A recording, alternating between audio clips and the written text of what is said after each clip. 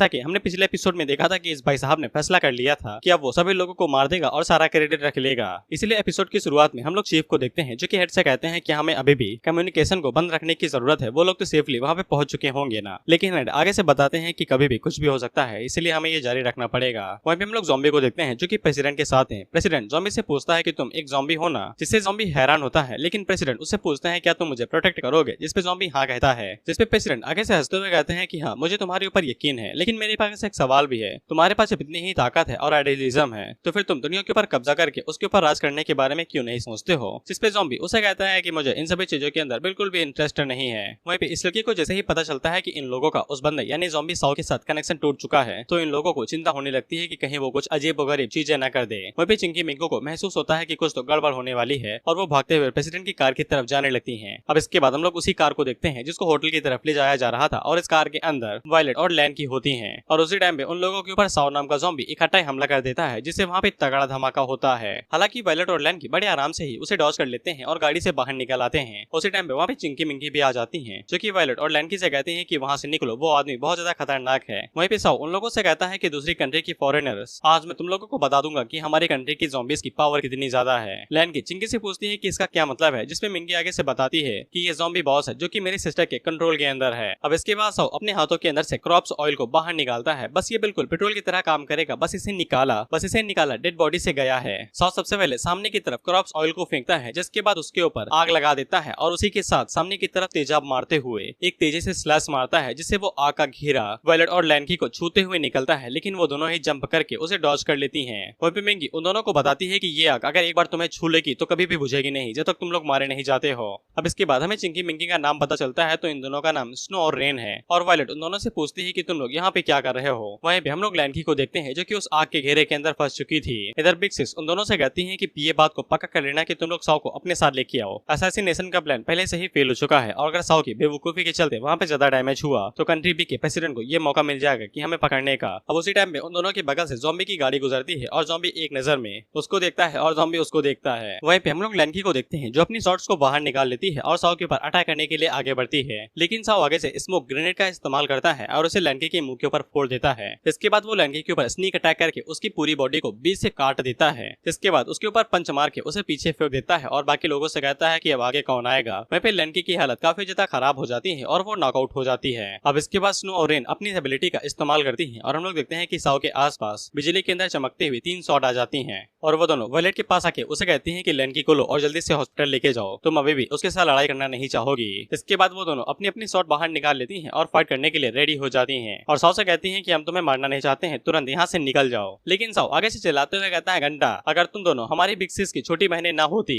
तो मैंने तुम दोनों को पहले काफी टाइम में मार दिया होता और उठा के बेच दिया होता, लेकिन आजकल के छोटे बच्चों को कुछ भी समझ में नहीं आता है। ये एक अच्छा मौका होगा कि मैं बिग सिक्स के बिहाफ पे तुम्हें अच्छा सबक सिखा दूं। इसके बाद साओ दोबारा वहाँ पे क्रॉप्स ऑयल का इस्तेमाल करता है और ये अपनी बॉडी से ही निकाल रहा है, पता नहीं कैसे। अब इसके बाद साओ बहुत ज्यादा क्रॉप्स ऑयल को बाहर निकालता है और लाइटर को नीचे फेंक देता है और क्रॉप्स ऑयल से जो भी आग निकल रही थी वो सीधा साओ के आसपास जाके चिपकने लगती है और उससे चिपक जाती है और भाई हमारा सस्ता घोस्ट राइडर बन जाता है। हालांकि इस टेक्निक का नाम फ्लेम फ्लावर है। स्नो और रेन उसकी पावर को देख के हैरान हो जाती है कि ये अचानक से घोस्ट राइडर कैसे बन गया। वहीं पे हम लोग वायलेट को देखते हैं जो कि काफी ज्यादा सीरियस हो चुकी थी। वहीं पे साओ उन दोनों से कहता है कि मेरी बड़ी बहन तुम लोगों के ऊपर फेवर करती है, तो इसका मतलब ये नहीं है कि तुम दोनों खुद को महामहिम समझने लगो। वहीं पे रेन पीछे मुड़ती है और वायलेट से कहती है कि देख क्या रही हो, जल्दी से जाओ यहाँ पे। लेकिन वायलेट वहाँ पे ज़ॉम्बी जीन का इस्तेमाल करने वाली थी, लेकिन उसी टाइम पे लैन की खड़ी होती है जो कि वायलेट से कहती है कि रुक जाओ, तुमने पिछली बार पूरी रोशनी अपनी तरफ खींच ली थी, लेकिन इस बार ये मेरा होने वाला है। वहीं पे वो तीनों इन दोनों को ट्रांसफॉर्म होते हुए देखते हैं तो इन्होंने पूरे तरीके से अपने चेहरे को बदल लिया था। वहीं पे लैनकी के चेहरे के ऊपर होलो मास्क आ चुका था। बेशक स्नो और रेन ये देख के हैरान होती हैं। वहीं पे लैनकी आगे से कहती है कि अब मैं तुम्हें कुछ ऐसा एक्सपीरियंस कराऊंगी कि तुमने कभी सोचा भी नहीं होगा। वहीं पे वायलेट लैनकी से कहती है कि जितनी जल्दी हो सके उतनी जल्दी काम खत्म करो, टाइम वेस्ट न करना। वहीं पे स्नो उन दोनों से पूछती है कि तुम लोग इंसान भी हो। वहीं पे साओ को उन लोगों के अंदर से कुछ जानी पहचानी सी सेंसेस महसूस होने लगी थी,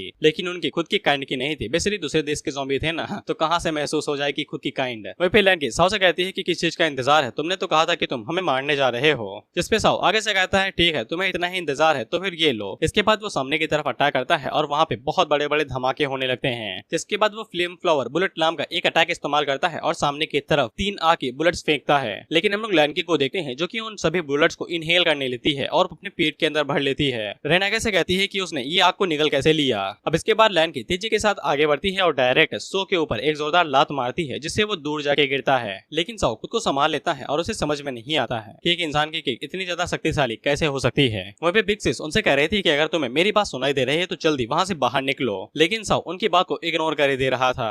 अब इसके बाद हम लोग ज़ॉम्बी को देखते हैं और हेड उसे कॉल लगा के बताते हैं कि शायद से वायलट और लैनकी का सामना किसी चीज से हो गया है। वहीं पे ज़ॉम्बी ने सेफली प्रेसिडेंट को उनके होटल के अंदर छोड़ दिया था और हेड उससे कहते हैं कि जाओ जाके वायलट और लैनकी को चेक कर लो, कहीं उनके साथ कुछ हो तो नहीं गया है। तुम्हें प्रेसिडेंट के बारे में चिंता करने की जरूरत नहीं है, ये हमारा इलाका है, वो सेफ रहेंगे। तो फिर ज़ॉम्बी लैनकी और वायलट को चेक करने के लिए जाने लगता है। वहीं पे लोग लैनकी को देखते हैं जो कि इस बारे में सोच रहे थे कि उसने कैसे ज़ॉम्बी की जीन को चुरा लिया था। वहीं पे जब डुआन दोबारा चेकअप के लिए गई हुई थी तब उसने देख लिया था कि लैनकी ज़ॉम्बी के जीन को अपनी बॉडी के अंदर इंजेक्ट करने वाली थी। डुआन उसे रोकने की कोशिश करती है, लेकिन लैनकी आगे से बताती है कि वायलट उसकी ही तरह एक प्रेसिडेंट हेड है, लेकिन वो उसे ज्यादा शक्तिशाली हो गई है और उसे ये चीज बिल्कुल भी मंजूर नहीं है। डुआन उसे समझाने की कोशिश करती है कि उन लोगों ने अभी तक इसे अच्छे से रिसर्च नहीं किया है और इसके और भी कई सारे हार्म या फिर इफेक्ट हो सकते हैं। लेकिन लैनकी को घंटा फर्क नहीं पड़ता था और वो ज़ॉम्बी के जीन को अपनी बॉडी के अंदर इंजेक्ट कर लेती है और इसी तरीके से लैनकी को ज़ॉम्बी की ब्लड लाइन की पावर मिली थी। वहीं पे वायलट को समझ में आ जाता है कि लैनकी ने अपने इमोशन से कंट्रोल खो दिया है। वहीं पे हम लोग सौ को देखते हैं जो कि अपनी फिल्म्स की मदद से वहाँ पे एक बवंडर ले आता है,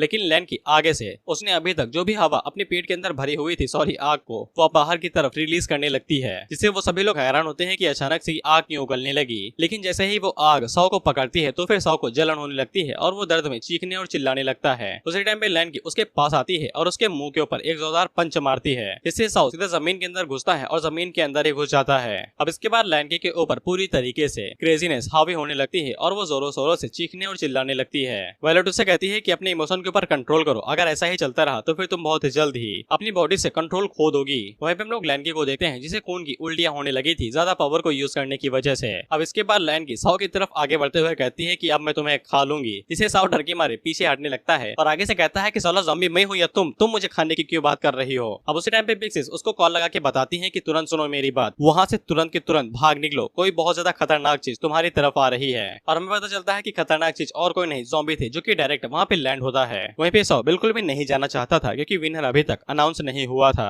लेकिन उसी टाइम पे उसके पास उसके कुछ साथी आते हैं और उसे पकड़ के अपने साथ ले जाने लगते हैं। लेकिन लैनकी नीचे की तरफ बैठती है और उसे कहती है कि भागने के बारे में सोचना भी नहीं। वहीं पे सौ आगे से कहता है कि रुक जाओ भाई, मैंने अभी तक जीत को हासिल नहीं किया है। लेकिन वो दूसरा बंदा उसे कहता है कि अगर तुम यहीं पे लड़ने के लिए उत्सुक रहे तो फिर बहुत जल्द ही मारे जाओगे। वहीं पे हम लोग लैनकी को देखते हैं जो कि सामने की तरफ से एक बीम फायर करती है। वो बीम सीधा जाके उनकी तरफ आगे बढ़ रही थी, लेकिन वो बेचारी एक बिल्डिंग से टकरा जाती है, जिससे वहाँ पे उस बिल्डिंग के टुकड़े टुकड़े हो जाते हैं। और उसी बीच हम लोग देखते हैं कि जो बंदा सौ को बचा के ले जा रहा था वो हवा में ही गायब हो जाता है, मरा नहीं है, गायब हो गया है। वहीं पे रेन और स्नो आगे से कहती है कि ये किस टाइप की टेक्नोलॉजी है, हमें भी चाहिए, लेकिन धमाके की वजह से वो भी पीछे जाके गिर जाती हैं और उनके ऊपर वो पूरी बिल्डिंग गिरने वाली थी। वहीं पे वायलट को पहले से ही पता था कि जैसे ही वो कंट्रोल खो देगी तो उसके अंदर की जो पावर होगी वो और भी ज्यादा बढ़ जाएगी। वहीं पे वो बिल्डिंग स्नो और रेन के ऊपर गिरने वाली थी, लेकिन उसी टाइम पे कोई उस बिल्डिंग के ऊपर अटैक करता है और उसके बीच से 2 टुकड़े कर देता है और कोई नहीं, ये हमारा ज़ॉम्बी था। स्नो और रेन आगे से कहती है कि ये कौन है जिसने हमारी जान बचा ली। वहीं पे जब ज़ॉम्बी उन लोगों की तरफ देखता है तो वो हेंताई प्रोटैगनिस्ट बन चुका था।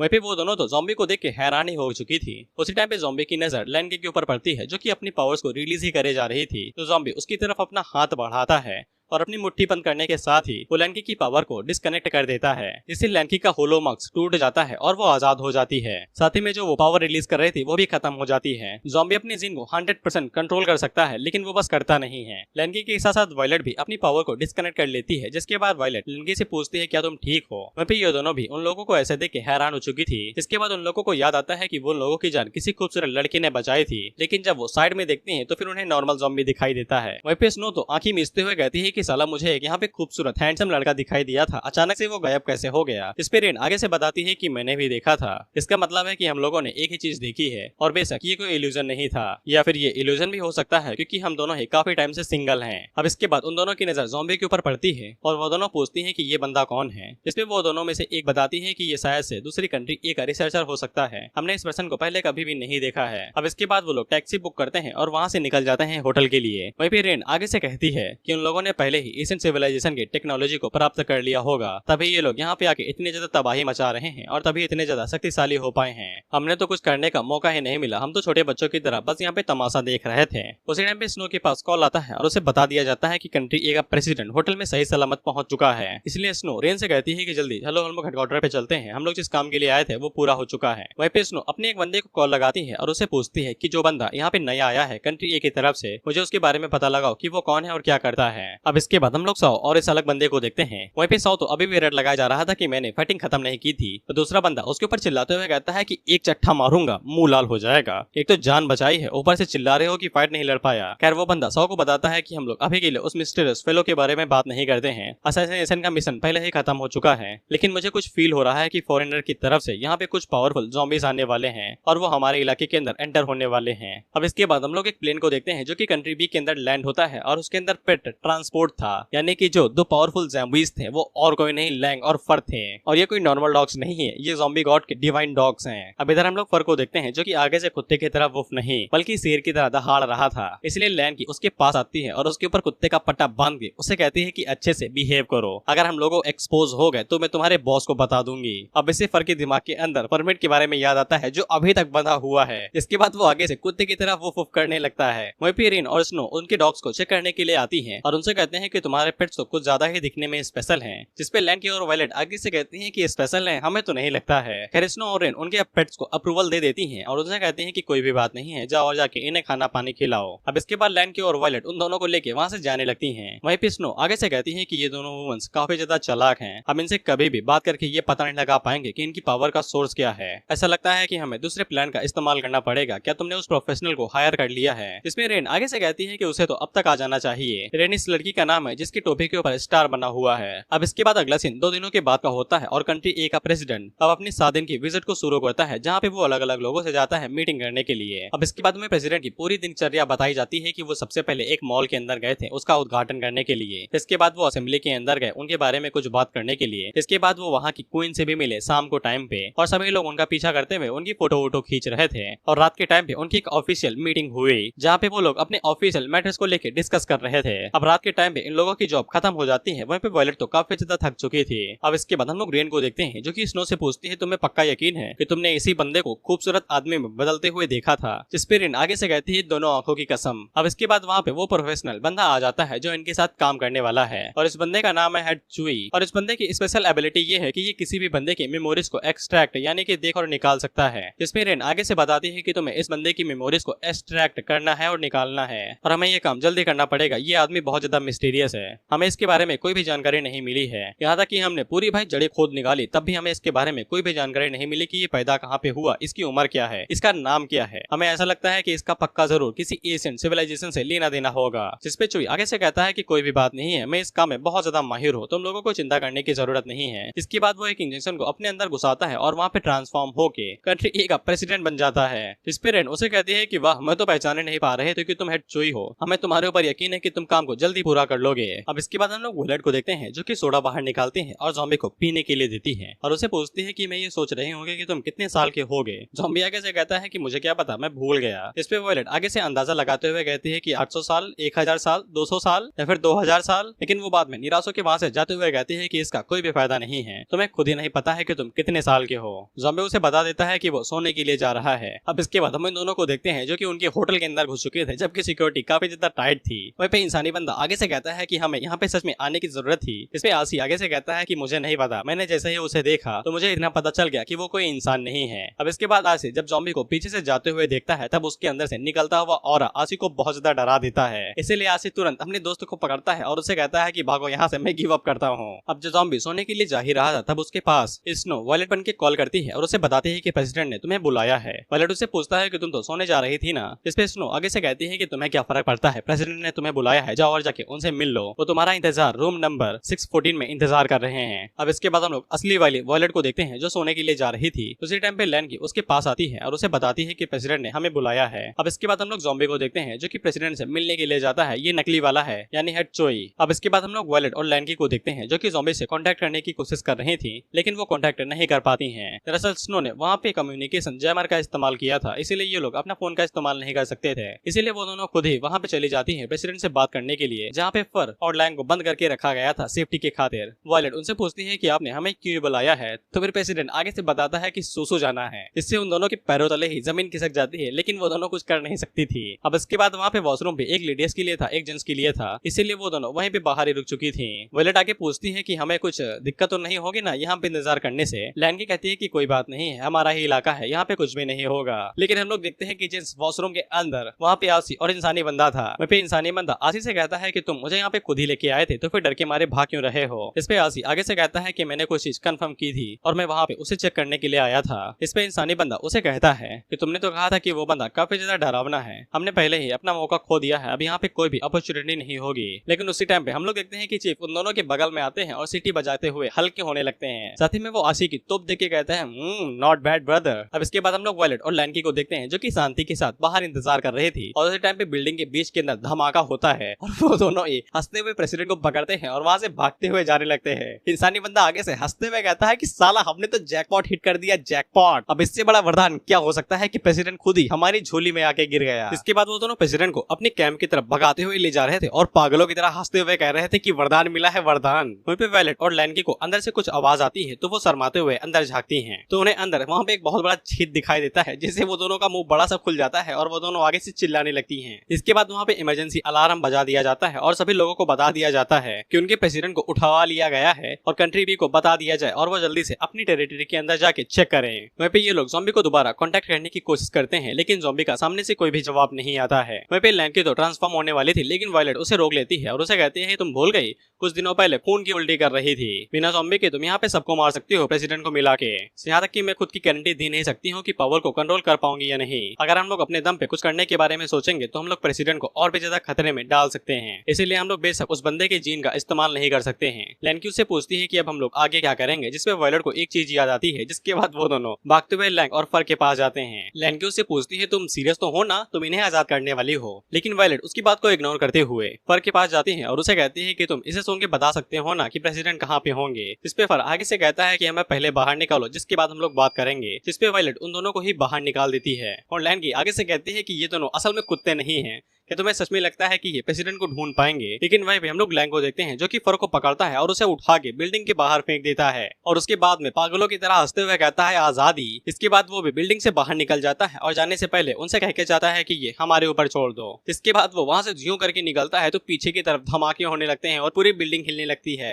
और लैंगी आगे से कहती है कि मुझे पता था इनको खुला छोड़ना हमारे ट्रांसफॉर्मेशन से ज्यादा खतरनाक है। अब इसके बाद हम लोग फर को देखते हैं जो कि श्यों करके आसिया और इंसानी बंदे के पास पहुंच जाता है और उनसे कहता है कि भाई अगर मारना नहीं चाहते हैं तो उस आदमी को यहीं पे छोड़ दे। लेकिन आसी आगे से चिल्लाते हुए कहता है कि तुम कंट्री एक कमीन हो, तुम्हें क्या सच में लगता है कि वो लोग ज़ॉम्बी बॉसेस को पालेंगे तो हम उनका कहना मानने लगेंगे। इसके बाद वो दोनों और तेजी के साथ वहाँ से भागने लगते हैं। लैंग भी फर के पास आ जाता है और उससे कहता है कि हमें उसे वापस ले जाना पड़ेगा, नहीं तो हम लोग मारे जाएंगे। वहीं पे वायलेट लैंड से कहती है कि चलो उनका पीछा करते हैं, अब हम लोग यही चीज कर सकते हैं। अब इसके बाद लैंड की और वायलेट फर और लैंग के पीछे थे, वहीं पे लैंग और फर आसी और इंसानी बंदे के पीछे थे। वहीं पे आसी और इंसानी बंदे अपने इलाके के अंदर पहुंच जाते हैं और वहाँ पे पहुंचने के बाद उनकी मुलाकात साओ और दूसरे ज़ॉम्बी से होती है। वो दोनों पूछते हैं कि ये तो प्रेसिडेंट है ना, लेकिन आसी आगे से चिल्ला के कहता है कि खड़े मत रहो, हमारा पीछा दो खतरनाक चीजें कर रही हैं। अब इसके बाद ही वहाँ पे लैंग और फर आ जाते हैं और वो लोग जैसे ही लैंग और फर को देखते हैं तो डर के मारे कांपने लगते हैं क्योंकि वो दोनों ही बहुत ज्यादा हाई लेवल के बॉस ज़ॉम्बी हैं। वहीं पे फर उन लोगों से कहता है कि उस पर्सन को हमारे हवाले कर दो, इससे हम लोग एक बड़ी जंग को अवॉइड कर सकते हैं, नहीं तो हम लोगों को ज़ॉम्बी फॉर्म के अंदर आके इन सभी चीजों से निपटना पड़ेगा, इससे ये पूरी ही फॉरेन कंट्री खतरे में पड़ सकती है। लेकिन ये वाला ज़ॉम्बी आगे से कहता है कि दो इंसानी नेशन यहाँ पे आके लड़ाई करने के बारे में सोच भी नहीं रहे हैं और तुम लोग लड़ाई के बारे में सोच रहे हो। इन सभी ज़ॉम्बीज का लीडर होने के नाते क्या मैं तुमसे पूछ सकता हूँ कि तुमने इंसानों की मदद करने के बारे में क्यों फैसला लिया। जिसपे फर आगे से कहती है कि साले पहले खुद के कलेजे में झांक के देख, तू खुद इंसानों के साथ काम कर रहा है। जिसपे ये वाला ज़ॉम्बी आगे से कहता है कि मैं तो बस अपनी ज़ॉम्बी कम्युनिटी के लिए यहाँ पे इनके साथ काम कर रहा हूँ ताकि इनका सर्वाइवल सक्सेस हो सके। हालांकि फर इस बात को सीरियस नहीं लेता है, जिसके बाद हमें फर की बैक स्टोरी दिखाई जाती है। हम लोग ज़ॉम्बी को देखते हैं जो कि मस्त एकदम चिल करके घूम रहा था। वहीं पे फर की आधी जिंदगी बस एक ऑर्डिनरी बर्ड की तरह थी।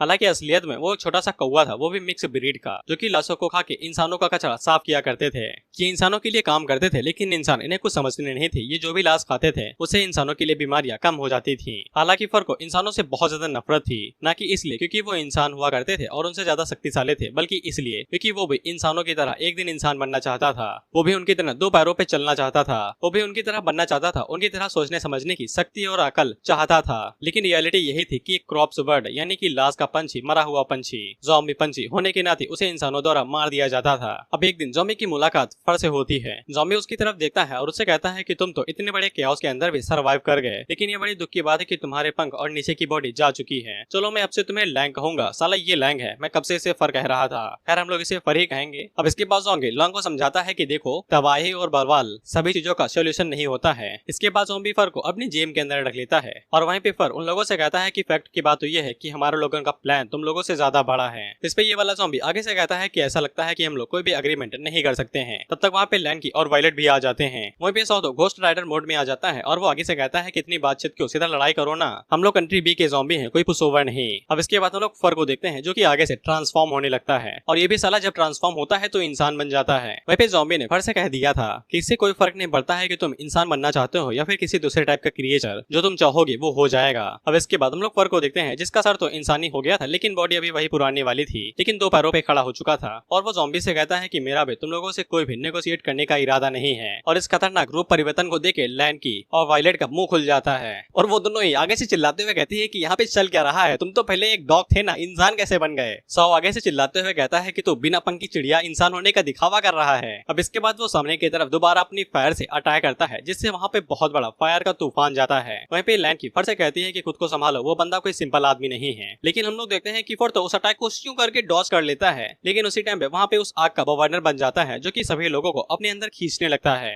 वहीं वायलेट लैंकी से कहती है कि उन दोनों को उनके हाल पे छोड़ दो, हम लोग चलते हैं प्रेसिडेंट को ढूंढने के लिए। अब इसके बाद सौ फर के ऊपर अटैक करने के लिए तेजी के साथ आगे बढ़ रहा था कि सौ को पता भी नहीं चलता है और फर उसकी पीठ के ऊपर एक जोरदार घूंसा मारता है जिससे सौ की आंखें बाहर आ जाती हैं और उसके पंच की वजह से पीछे की तरफ जो सिटीज थी वो डिस्ट्रॉय होने लगती हैं और वो सभी लोग फर की अटैक पावर को देख के हैरान हो गए थे। जिसके बाद फर सामने की तरफ से 3 स्लैश मारता है और वो तीनों स्लैश एक बिल्डिंग को 3 टुकड़ों में अलग अलग काट देते हैं और सभी ज़ॉम्बीज को हवा में उड़ा देते हैं। वहीं पे ये वाला ज़ॉम्बी जब सौ की तरफ देखता है तो फिर उसकी बॉडी के ऊपर 3 कट पड़ चुके थे और उसकी बॉडी 3 हिस्सों में कट चुकी थी। अब इस वाले ज़ॉम्बी को समझ में आ जाता है कि अब मामला सीरियस हो चुका है। वहीं पे फर उन लोगों से कहता है कंट्री बी के ज़ॉम्बी ध्यान से सुन लो, एक साथ हमला करो, एक दो मेरा कुछ नहीं उखाड़ पाएंगे। इसके बाद वो सभी ज़ॉम्बीज चाकू छुरा जो भी था वो सभी तेजी के साथ फर की तरफ फेंकते हैं। हालांकि फर के वो लोग कुछ भी उखाड़ नहीं पाते हैं और वो चाकू छुरे फर की बॉडी के साथ टकरा के डिस्ट्रॉय हो जाते हैं। अभी लंबे बाल वाला ज़ॉम्बी डायरेक्ट फर के ऊपर अटैक करने की कोशिश करता है लेकिन फर अपने एक हाथ की मदद से ही उसे रोक लेता है और उसके रोकने की वजह से वहाँ पे फोर्स रिलीज होती है, इससे ये ज़ॉम्बी पीछे हट जाता है। अब इसके बाद फर वहाँ पे स्पेशल अटैक करने वाला था। वहीं पे ये दोनों प्रेसिडेंट को ढूंढ रही थी और उन्हें प्रेसिडेंट मिल जाता है। वहीं पे ये वाला ज़ॉम्बी सभी ज़ॉम्बी से कहता है कि एक साथ उनके ऊपर अटैक करो और उन्हें रोको, जिसपे वो सभी ज़ॉम्बी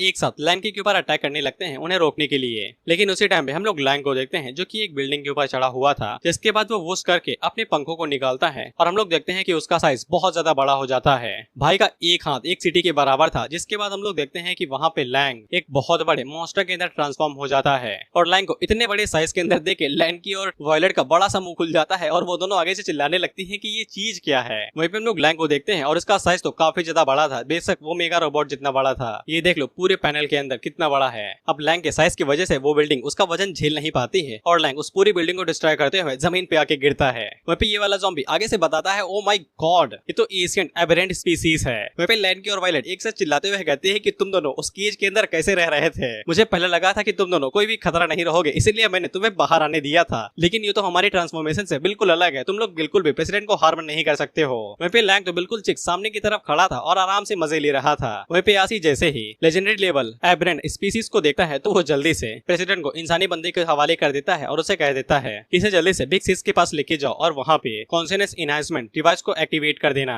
जिससे हम लोग और भी ज्यादा शक्तिशाली हो जाएंगे, नहीं तो हम लोग पूरी तरीके से यहाँ पे मारे जाएंगे। भले ही इसे हमारी जान खतरे में आ जाए लेकिन हम लोग कभी भी उसके बिना इनका सामना नहीं कर पाएंगे। फिर ये वाला ज़ॉम्बी आगे से कहता है कि इस एरा के अंदर भी क्या इस तरह के एशियन मॉन्स्टर अभी भी यहाँ पे हैं। अब इसके बाद हम लोग देखते हैं कि फर लैंग के पास जाता है और उसे कहता है कि ये भी कोई ऑर्डिनरी ज़ॉम्बी बॉसेस नहीं है। अब इसके बाद इंसानी बंदा बिग सिक्स के पास जाता है और उसे बताता है कि यहाँ पे 2 खतरनाक चीजें आ चुकी हैं। बिग सिक्स कहती है कि मैंने इसे पहले ही देख लिया है। इसके बाद इंसानी बंदा उसे बताता है कि ये तो प्रेसिडेंट एक कंट्री प्रेसिडेंट है, हम इसका क्या करें। बिग सिक्स उससे कहती है कि देख क्या रहे हो, इसे मार दो, क्या इंतजार कर रहे हो कि मैं तुम्हें ऑर्डर दूं। अब इससे उस बंदे का मुंह बन जाता है क्योंकि अगर इसे मारा तो पक्का मारा जाएगा, इसीलिए वो यहाँ से ये कहते हुए भाग जाता है कि यासी को मेरी जरूरत है, मैं जा रहा हूँ ये मदद करने के लिए। अब इसके बाद वो भागते हुए जाता है और उस डिवाइस को एक्टिवेट कर देता है जिसके लिए यासी ने कहा था। अब जैसे ही वो डिवाइस एक्टिवेट होता है तो उनकी मेंटल स्टेट पहले से ज्यादा बिगड़ जाती है, बेसिकली ये बजर्ग हो जाते हैं। वहीं पे फर आगे से कहता है कि मैंने सोचा भी नहीं था कि ये लोग ये कदम उठा लेंगे कि ह्यूमन टेक्नोलॉजी को एक साथ मिला के हमारे ऊपर अटैक करेंगे, लेकिन इसका कोई भी फायदा नहीं है, ये अभी भी बस छोटी मोटी मक्खियां हैं। वहीं पे लैंग आगे से कहता है कि इसे हमें कोई फर्क नहीं पड़ता है, हम लोग सिर्फ एक ही बंदे का कहना मानते हैं, यानी कि ज़ॉम्बी का। दरअसल यहाँ पे एक डिवाइस का इस्तेमाल किया जा रहा था जिसकी मदद से ज़ॉम्बीज को कंट्रोल किया जा सकता है और बिग से शायद उसी का इस्तेमाल करती हैं।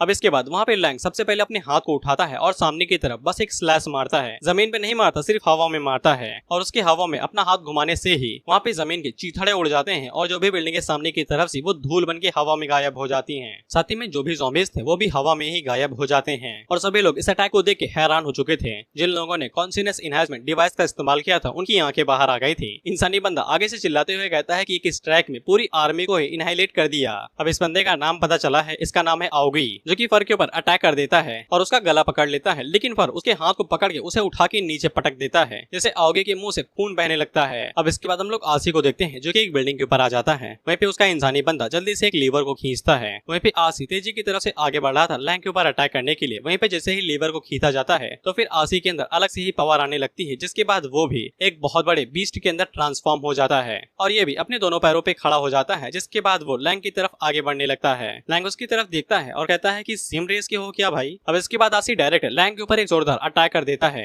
वहीं पे आगुई अभी भी हार नहीं मानता है और वो दोबारा फर के ऊपर अटैक करता है और वो अटैक करते हुए फर से पूछता है कि तुम सच में बहुत ज्यादा शक्तिशाली हो, तुमने इंसानों को साथ देने का फैसला क्यों किया, जबकि हम लोग ऑब्वियसली एक ही सेम और एक ही स्पीसीज से हैं। इस पे फर सामने से अटैक करते हुए कहता है कि सवाल का जवाब नहीं दे सकता, मुझे बस ऑर्डर मिले हैं, इसीलिए मैं इंसानों की प्रेसिडेंट की जान बचा रहा हूँ। जिसके बाद वो आगुई के मुंह के ऊपर अटैक करता है और उसे नीचे गिरा देता है। वहीं पे आगुई नीचे गिरते हुए कहता है कि हम तो बस अपनी रेस को जिंदा देखना चाहते हैं, हमने क्या गलत किया है। वहीं पे आसी लैंग को नीचे गिराते हुए कहता है कि ये यहाँ पे खत्म हुआ, हम तुम्हें कभी भी यहाँ पे नहीं आने देंगे। लेकिन वहीं पे लैंग आगे उससे कहता है कि अगर तुम इंसानी प्रेसिडेंट को यहाँ पे कुछ देर में वापस नहीं लाए तो तुम में से कोई भी यहाँ पे जिंदा नहीं बचेगा। वहीं पे लैंग अपनी जगह से हिला ही नहीं था, चाहे आसी कितनी ही ताकत लगा ले। इसके बाद लैंग आसी को गले से पकड़ के ऊपर उठा लेता है और अपने हाथों के अंदर एनर्जी को इकट्ठा करने लगता है और उसके बाद वो डायरेक्ट आसी के ऊपर वही एनर्जी पंच दे मारता है, जिससे आसी की बॉडी पूरी तरीके से डिस्ट्रॉय हो जाती है। लेकिन लैंग यहीं पे नहीं रुकता है और उसे दोबारा उठा लेता है। वहीं पे आसी लैंग से पूछता है कि जब तुम्हारे पास इतनी ही कमाल की ताकत है तो फिर तुमने इंसानी रेस का कैदी बनने का फैसला क्यों किया। जब तुम्हारे पास इतनी ही ताकतवर और तबाहीजनक ताकत है तो फिर तुम इंसानों को एक कुत्ते की तरह सर्व क्यों कर रहे हो। जिस पे लैंग यही सोचता है कि वो पूरी इंसानियत को डिस्ट्रॉय क्यों नहीं करना चाहता है। इसके बाद हमें लैंग की बैक स्टोरी दिखाई जाती है। हमें पता चलता है कि लैंग भी एक छोटा सा ज़ॉम्बी था एलियन फैमिली के अंदर। ये ज़ॉम्बी थे लेकिन एलियन टाइप के और इंसानी दुनिया में ही रहते थे।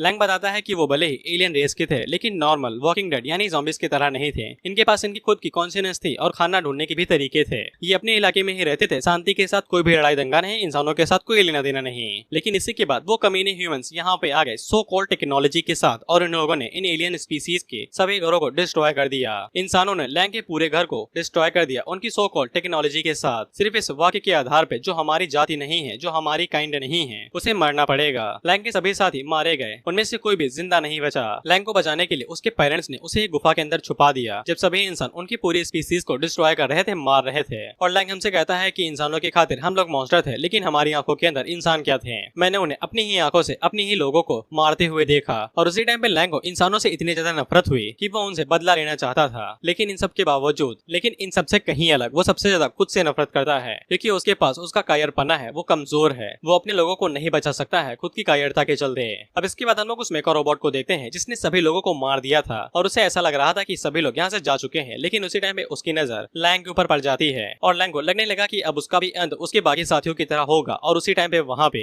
कोई बंदा आता है जो कि उस मेका रोबोट को एक ही पंच के अंदर डिस्ट्रॉय हो जाता है। और तब लैंग ने उसकी काइंड में से किसी एक ऐसे बंदे को देखा और बेशक ये और कोई नहीं, हमारा ज़ॉम्बी था भाई, जो अपनी फोर्थ फॉर्म के अंदर था। और मुझे लगता है कि इसी कारण की वजह से ज़ॉम्बी ने पूरी एशियंट ह्यूमन सिविलाइजेशन को डिस्ट्रॉय कर दिया होगा क्योंकि वो उनके इस नेचर को सही नहीं पा रहा होगा कि हमें यहाँ पे जिंदा रहेंगे, बाकी सभी स्पीसीज को मार दिया जाएगा। लैंग कहाँ पे था कि हाँ, मैंने एक ऐसे बंदे को देखा जो बहुत ज्यादा अमेजिंग पर्सन था। वो मेरे ही रेस में से किसी एक की तरह था लेकिन कुछ अजीब सा दिख रहा था। मैंने उसे देखा कि उसने अकेले ही पूरी ह्यूमन आर्मी का सामना किया। अब इसके बाद हमें ज़ॉम्बी की एक और फाइट दिखाई जाती है जहाँ पे कई सारे ट्रूप्स, चाहे वो ग्राउंड ट्रूप हो, फायर ट्रूप हो या फिर नेवी सील हो, सभी लोग एक साथ करके ज़ॉम्बी के ऊपर अटैक करते हैं। हालांकि वो कुछ भी ज़ॉम्बी को उखाड़ नहीं पाते हैं और ज़ॉम्बी अकेला पूरी ह्यूमन आर्मी को ही डिस्ट्रॉय करके रख देता है। उसकी एक हाथ से वो पूरी ह्यूमन सिविलाइजेशन को डिस्ट्रॉय करने का दम रखता था। ज़ॉम्बी एक हाथ से सुनामी को कंट्रोल करता है और जितनी भी नेवी शिप्स थी उन सभी को डुबा के ही डिस्ट्रॉय कर देता है। अब इसके बाद हम लोग देखते हैं कि वो लोग एक लेजर कैनन का इस्तेमाल करते हैं और सीधा ज़ॉम्बी के ऊपर उसे छोड़ देते हैं। वो लेजर कैनन सीधा आके ज़ॉम्बी से टकराती है और वहाँ पे तगड़ा धमाका होता है। सब लोग इसी बारे में सोच रहे थे कि अब आगे क्या होगा, लेकिन वो लेजर कैनन ज़ॉम्बी का कुछ भी उखाड़ नहीं पाती है।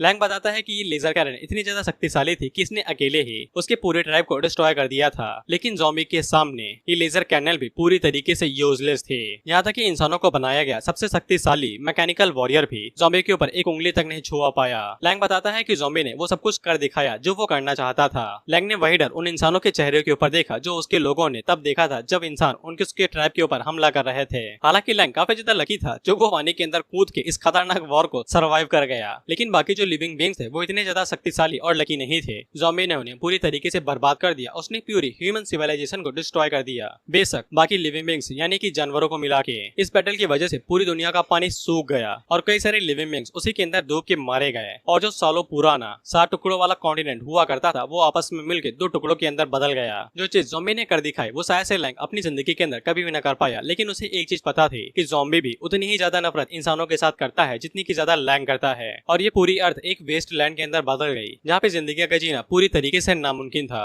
और ये सब कुछ होने के बाद लैंग को बिल्कुल भी खुशी महसूस नहीं हुई, जबकि उसे आखिर में रिवेंज मिल चुका था। और जब उसने ज़ॉम्बी की आंखों में देखा तो फिर उसे सिर्फ एक ही चीज महसूस हुई, वो था कभी ना खत्म होने वाला अकेलापन। अब इसके बाद ज़ॉम्बी अपना कपड़ा उठाता है, ये अभी तक सर्वाइव कर रहा है इतने हजार सालों के बावजूद, और पहन लेता है। और तब उसकी नजर फर के ऊपर पड़ी थी, इसकी आधी बॉडी डिस्ट्रॉय हो चुकी थी और पंख गायब हो चुके थे। और तब ज़ॉम्बी ने फर को उसका नाम दिया था। और लैंग हमें वही बात बताता है जो हमें फर ने पहले बताई थी कि बॉस ने कहा था कि हेटेड और डिस्ट्रक्शन कभी भी प्रॉब्लम्स को सॉल्व नहीं कर सकता है। जब तक वो लोग इंसानियत को कोई भी बड़ा खतरा नहीं देते हैं तब तक शायद से वो लोग अपने प्लान को पूरा कर सकें, यानी कि शांति के साथ रहने का, वो भी इंसानों के साथ। लैंग आशीष से कहता है क्या तुम्हें समझ में आया जो मैंने तुम्हें दिखाया और तुम लोगों को बताया। वहीं पे लैंग की और वायलेट तो ज़ॉम्बी की इस रूप के बारे में सुन के डर ही चुकी थी कि ज़ॉम्बी इंसानों से भी इतनी ज्यादा नफरत करता है। हालांकि आशी को इस कहानी के ऊपर बिल्कुल भी यकीन नहीं होता है क्योंकि ज़ॉम्बी जितना शक्तिशाली कभी इस दुनिया के अंदर एग्जिस्ट कर ही नहीं सकता है। अब इसके बाद हम लोग ज़ॉम्बी को देखते हैं जहाँ पे हेड चोई ने ज़ॉम्बी की पूरी मेमोरीज चेक कर ली थी और वो ज़ॉम्बी की मेमोरीज देख के डर के मारे आगे से कांपने लगता है और उसके दिमाग के ऊपर इतना ज्यादा जोर पड़ता है कि वो खून की उल्टियां करने लगता है और अपने असली रूप में आ जाता है। वहीं पे स्नो और रेन आगे से चिल्लाते हुए कहते हैं कि तुम वापस अपने असली रूप में क्यों आ गए, कि तुम्हारी कॉन्शियस काम नहीं करी, तुमने क्या देखा जल्दी से बताओ। जिसपे चोई आगे से बेहोश होते हुए कहता है कि इसने हमारे सारे एंसेस्टर्स को मौत के घाट उतार दिया था। स्नो आगे से चिल्लाते हुए कहती है कि इसका क्या मतलब है, कुछ तो ऐसा कहो जो सेंस बनाए। अब इसके बाद वो दोनों वहाँ से भागते हुए चोई को बचाने के लिए जाने लगती है क्योंकि ज़ॉम्बी उसे मार भी सकता था। वहीं पे ज़ॉम्बी को तो कुछ पता ही नहीं चला था कि अभी क्या हुआ था, वो तो बेचारे को ऐसा लग रहा था कि वो सो चुका था। खैर उसको वहाँ पे प्रेसिडेंट नहीं दिखाई देते हैं तो वो तुरंत वहाँ से बाहर निकल जाता है। ये दोनों उसको हॉस्पिटल लेके जाती हैं और उसे कहती हैं कि 1 मिनट मरने से पहले ये तो बता जाओ कि तुम क्या बात कर रहे थे, आधी अधूरी बात हमें हजम नहीं होती है। वहीं पे ज़ॉम्बी के पास हेड का कॉल आता है और वो उसे बताते हैं कि प्रेसिडेंट को आधे घंटे पहले किडनैप कर लिया गया है और ऐसा लगता है कि वो काफी ज्यादा मुसीबत में है, जल्दी से जाओ जाके उन्हें रेस्क्यू करो। इस पे ज़ॉम्बी बिल्डिंग को तोड़ता है और स्यू करके उनकी तरफ जाने लगता है जहाँ पे लैंग और बाकी लोग थे। अब इधर हम लोग इमरजेंसी रूम को अंदर देखते हैं जहाँ पे रेन डॉक्टर से पूछती है कि उसकी कंडीशन कैसी है, जिसमें डॉक्टर उसे बताता है कि उसकी कंडीशन बिल्कुल भी ठीक नहीं है। रेन पूछती है कम से कम वो बात तो कर सकता है ना। डॉक्टर आगे से कहता है कि ज्यादा यार पूछताछ मत करो, एक तो उसकी जान बचाने में ही पसीने छूट गए हैं, अब वो वेगेटेटिव स्टेट के अंदर जा चुका है और मुझे नहीं लगता है कि अब वो अपनी जिंदगी के अंदर एक भी शब्द बोल पाएगा, जिससे इन दोनों का ऐसा चेहरा बन जाता है कि मानो आत्मा कांप गई हो। वहीं पे आशी आगे से कहता है कि तुम झूठ बोल रहे हो, अगर ऐसा पावरफुल ज़ॉम्बी यहाँ पे सच में एग्जिस्ट करता तो फिर हम लोगों को इतना ज्यादा सफर न करना पड़ता सिर्फ जिंदा रहने के लिए। तुमने बताया कि उसने प्यूरी ह्यूमन सिविलाइजेशन को डिस्ट्रॉय कर दिया था, उन्हें बर्बाद कर दिया था, तो यहाँ पे इंसान अभी तक जिंदा क्यों है। जिसपे लैंग आगे से कहता है कि इंसानों से पूछो, मुझसे क्यों पूछ रहे हो, लेकिन ऐसा लगता है कि तुमने अभी तक गिव अप नहीं किया है जब तक तुम मारे नहीं जाओगे। जिसपे आशी आगे से कहता है कि अगर तुम्हें तुम्हारा प्रेसिडेंट वापस चाहिए तो फिर तुमको मेरी डेड बॉडी से ऊपर होके जाना पड़ेगा। जिसके बाद उसके साथ साथ सभी ज़ॉम्बीज आगे से चिल्लाने और गुर्राने लगते हैं। जिसपे लैंग आगे से कहता है कि तुमने ये खुद से कहा है तो फिर मैं तुम्हें इस दुनिया के वजूद से ही मिटाने वाला हूँ। जिसके बाद वो अपने पंखों का इस्तेमाल करते हुए वहाँ पे एनर्जी को इकट्ठा करने लगता है। वो सभी लोग आगे से हैरान होने लगते हैं और आगे से कहते हैं कि अब ये क्या करने वाला है, क्या ये भूल चुका है कि हम लोग भी यहाँ पे है, इसे रोकना पड़ेगा नहीं तो ये सबके साथ साथ हमें भी मिटा देगा। अब उसी टाइम पे हम लोग देखते हैं कि ज़ॉम्बी वहाँ पे आ जाता है जो कि डायरेक्ट आशी की नाक के ऊपर खड़ा था और वो सामने की तरफ हाथ का इशारा करता है और लैंग से कहता है कि रुक जाओ। अब ज़ॉम्बी के वहाँ पे आ जाने से ही जो भी ज़ॉम्बी अभी एकदम आक्रोश में इधर उधर लड़ाई करने के लिए भाग रहे थे वो एक जगह पे खड़े होकर कांपने लगते हैं। यहाँ तक कि आशी भी आगे से कांपने लगता है और उसके पसीने छूटने लगते हैं। और जब ज़ॉम्बी उसकी तरफ पीछे मुड़ के देखता है तो वो सभी ज़ॉम्बीज अपने घुटने टेक देते हैं और अपने किंग को सर झुका के उसे सलामी देते हैं। लैंग की आगे से कहती है कि यहाँ का माहौल अचानक से शांति भरा कैसे हो गया भाई। वहीं पे लैंग उन लोगों से कहता है कि अब तुम लोग उसे मिल ही चुके हो तो तुम्हें समझ में आ जाएगा। वहीं पे आशी एक झटके के अंदर समझ जाता है कि ये हम में से ही एक है, लेकिन ये हमसे सबसे सबसे ज्यादा शक्तिशाली है, कहीं यही हमारा भगवान तो नहीं। अब इसके बाद ज़ॉम्बी आसी से पूछता है कि ह्यूमन प्रेसिडेंट कहाँ पे है, जिसपे आसी उसे बता देता है कि वो फर्स्ट फ्लोर के नीचे वाले ग्राउंड के फ्लोर के अंदर है, तुम वहाँ पे जैसे ही जाओगे वो तुम्हें मिल जाएगा। वहीं पे हम लोग आगोई को भी देखते हैं और वो भी अपने घुटनों पे आ चुका था, जो कि आगे से कहता है कि ये कैसे मुमकिन हो सकता है, इसका प्रेशर तो उन दोनों मॉन्स्टर्स को मिलाने के बावजूद भी बराबर नहीं है। वहीं पे हम लोग बिग सिस को देखते हैं, जिसने प्रेसिडेंट के मत्थे के ऊपर बंदूक तान दी थी और उसे कह रहे थे कि मैं अपने दुश्मनों के ऊपर कभी भी तरस नहीं दिखाती हूँ, रेस्ट इन पीस। लेकिन प्रेसिडेंट आगे से कहता है कि 1 मिनट के लिए रुको मोहतरमा, तुम कंट्री बी की रिबेलियन फोर्स में से एक होना, तुमने अपना नाम काफी ज्यादा फेमस करा रखा है, तुम्हारे पास सच में बहुत ज्यादा विजनरी अकाउंटेंट है और तुम सच में बहुत ज्यादा कमाल की हो और तुम एक लीडर भी हो। इस पे बिग सिस आगे से कहती है कि मेरी तारीफ करने से तुम यहाँ से भाग नहीं पाओगे, समझ में आया बुद्धू। इस पर प्रेसिडेंट आगे से कहता है कि रुको तो भाई, मेरे पास एशियन सिविलाइजेशन की कोई जानकारी है, तुम्हें चाहिए ना वो। जिस पे बिग सिस आगे से कपड़ा हटाती है और उसे कहती है कि जल्दी वको, मेरे पास पेशेंस की काफी ज्यादा कमी है। अब प्रेसिडेंट आगे से बहुत लंबी चौड़ी बात करता है, बस इतना समझ लो कि वो यहाँ पे बस टाइम निकालने की कोशिश कर रहा था